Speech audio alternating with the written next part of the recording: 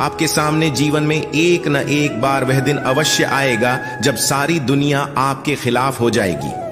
आप तो बस अकेले में ही अपनी जिंदगी और मेहनत की जंग लड़ते रहना।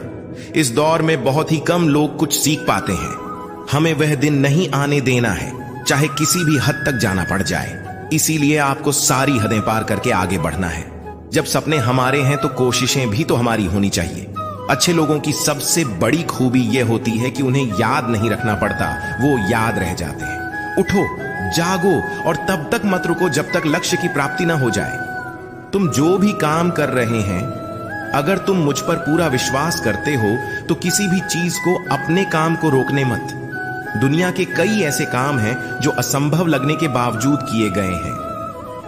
बच्चे हुए तो भाई बहन को भूलता है, अमीर हुआ तो गरीबी को भूलता है, और जब वृद्ध होता है तो भूली हुई पुरानी सब बातों को याद करके रोता है। दुनिया में लाखों पेड़ गिलहरियों की देन है।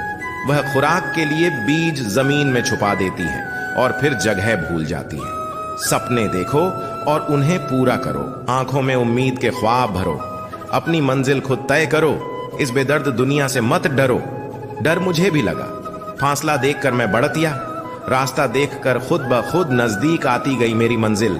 मेरा हौसला देखकर कभी हार मत मानो। क्या पता आपकी जीत एक बार और कोशिश का इंतजार कर रही है।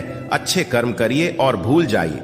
समय आने पर वह फलेंगे जरूर। आपका सम्मान उन शब्दों में नहीं है जो आपके सामने कहे गए हैं, बल्कि उन शब्दों में है जो आपकी अनुपस्थिति में आपके लिए कहे जाते हैं। लोग चेहरे को साफ रखते हैं जिस पर लोगों की नजर होती है, लेकिन दिल और कर्म साफ नहीं रखते जिस पर भगवान की नजर होती है। श्री कृष्ण कहते हैं कि आप दुनिया में उलझकर अपने सपने भूल जाते हैं और दुनिया आपको परेशान करेगी। आपसे कहेगी कि तो कुछ नहीं कर पाएगा, आपको गिराने की कोशिश करेगी, आपसे चलेगी, आपको भटकाने की कोशिश करेगी, आपके एक बार की छोटी सी असफलता को बहुत बड़ा बनाकर आपको झुटाएगी। आप उन पर ध्यान दोगे तो आप कुछ नहीं कर पाओगे। उन्हें नजरअंदाज करना सीखो और खुद पर विश्वास करना सीखो। आपकी मेहनत किसी ना किसी जगह जरूर दिखेगी। बस आप थोड़ा सा सब्र रखो।